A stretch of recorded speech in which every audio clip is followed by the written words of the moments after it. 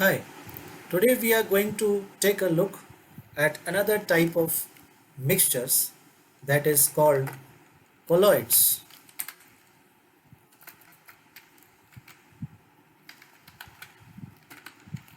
And we are going to study the properties of colloids. Now, colloids, just like suspensions, are also heterogeneous mixtures.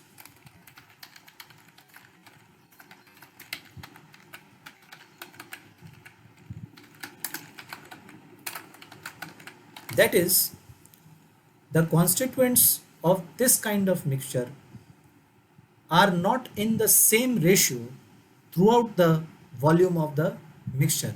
You might already recall what that actually means. You know that suppose if we have a mixture like this, and then if we select some portion of this mixture, the constituents present in this part of the mixture are in some kind of ratio. Now if we select some other portion of the mixture, if the constituents in this part are also in the same ratio as this part, then we call this a homogeneous mixture. But if the constituents in this part and the constituents in this part are not in the same ratio, then we call this a heterogeneous mixture. Okay, so this is the first property. The second property is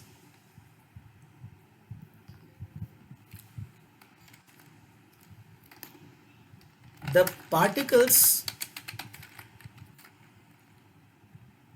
in a colloid are larger than particles dissolved in a solution, but they are smaller than particles in a suspension. So the particles of a colloid are also not visible with naked eyes. Now that is quite simple to understand. We move on to the third property. The third property is particles of a colloid are large enough to scatter light. So they are not large enough to be seen by naked eyes, but they are large enough to scatter light. And we have already discussed earlier what that actually means. This means that if we have a flashlight and if we put some light on this container, which may be made of some transparent material, then we will be able to see the path of light through this mixture. So that is what we mean by seeing the path of light, and this is visible because the particles are large enough to scatter light. So particles of colloid are large enough to scatter light. That is the third property. The fourth property is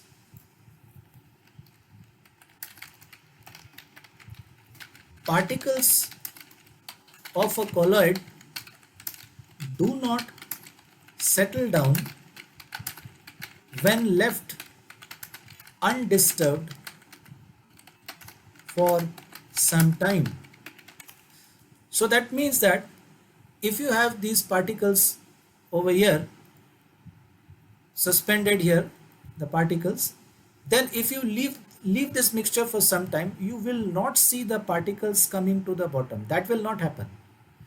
That happens in the case of suspensions, but it is not going to happen in the case of colloids. The particles are not going to settle down at the bottom, and so we can say that a colloid is quite a stable mixture. A colloid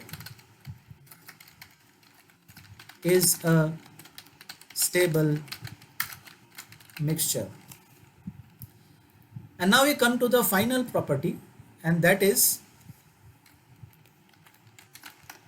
the particles of a colloid cannot be separated by the process of filtration, and that is because the particles are small enough to pass through the pores of filter paper or filter cloth. So that was all about the properties of colloids, and now we'll take a short break and we'll come back again to see something more about colloids.